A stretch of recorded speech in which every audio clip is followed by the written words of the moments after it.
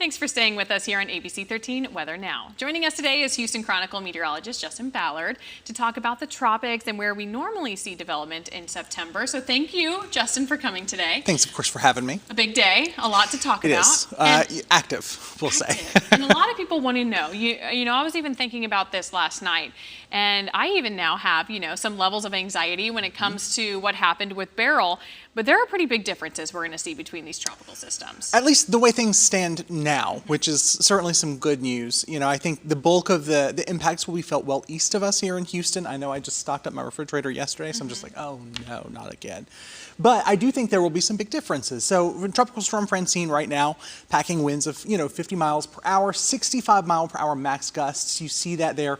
Earlier on in the satellite loop, notice how the bright reds, those are really cold cloud tops, indicative of really robust thunderstorm activity. We've started to level off a little bit of that for now. Certainly doesn't mean the system's weakening. It's likely just gathering its steam here as it moves very slowly towards the north-northwest at only about 5 miles per hour. So again, that track easterly track would kind of take the wind and the heaviest rain, as you were talking about at the top of the hour, away from us here in southeast Texas and Houston. And really, when I feel like I've been looking at, wind gust potential at this point, most of the time, even for our coastal areas, I'm seeing close to 20 or 30 miles per hour. Right. But I would have to say at this point, we are still continuing to watch this closely. Exactly. If there's any sort of shift, that could affect us, especially when it comes to, just the general track. With the cone, depending on where Francine rolls up, that could change our impacts. And we're still, southeast Texas is still at play. Just take a look at this track here over the next couple of days. As you were mentioning, we've already got some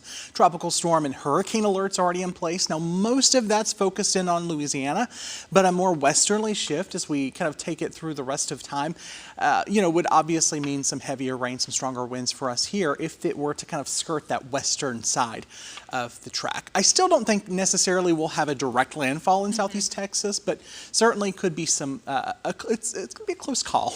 Yeah, for some of us. Yeah, definitely. I do think if we're inland, if you live in Houston, we're cautiously optimistic that our impacts will be on the low side. But, we do have to watch out. The Bolivar Peninsula, there's a lot of water on both sides, could be inundated as we head into Tuesday and Wednesday. So a lot to still think about. Oh, of course. Always stay prepared. That's what we always encourage folks, especially this time of the year. We're, 1 or 2 days out from the climatological peak of the season when the most activity is typically occurring, and it's time to stay prepared. It is time to stay prepared. And I was even thinking about it. I was like, hey, I do need to replenish some of this stuff. Do I have the water bottles? And so I feel like this is a good reminder that, hey, we are still in the midst of tropical season. Exactly. If you've still got the canned foods, I'm glad you've got those. Staying prepared for the entire season is good, as long as it's canned foods that you'll actually eat. Exactly. I know you have to make sure you end up getting good use out of them. But yes, you were talking earlier about a lot of the impacts, being offshore for a lot of people. This is important, if a lot of people are, we have a ton of things coming in and out when it comes to our ship channels. We do have, tropical storm watches in effect just offshore as well. So we could see some higher level of winds off there. And then obviously Louisiana. On top of that, the surf's going to be rough. So, even if there are no direct impacts for us here in southeast Texas off the coast, you're talking about some pretty strong waves that, quite frankly, I wouldn't want to be on a boat in. So that's just something to kind of keep in mind. You see those tropical storm watches there, like you said, just offshore, and we expect them to stay that way. But obviously, if anything does change, we'll be letting you know. And something I also think is very interesting, we always talk about, how warm the water is. And it does seem like, just with that little cool front that went through, that it actually helped to at least cool down the surface water. So we'll have to see how that potentially could impact Francine as it gets closer to Louisiana. Yeah, absolutely. The surface temperatures are, still above average, but it cooled off just a little bit, just enough that maybe we won't be dealing with something that necessarily is an explosive or rapidly intensifying hurricane. So offshore. I feel like at this point, for us in southeast Texas, I like to use the word cautiously optimistic.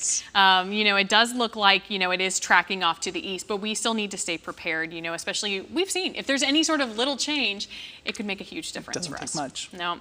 Well, thank you so much for examining this, kind of breaking it down with us, Justin. I know it's at the top of everyone's mind. So thank you again. Thanks for having me.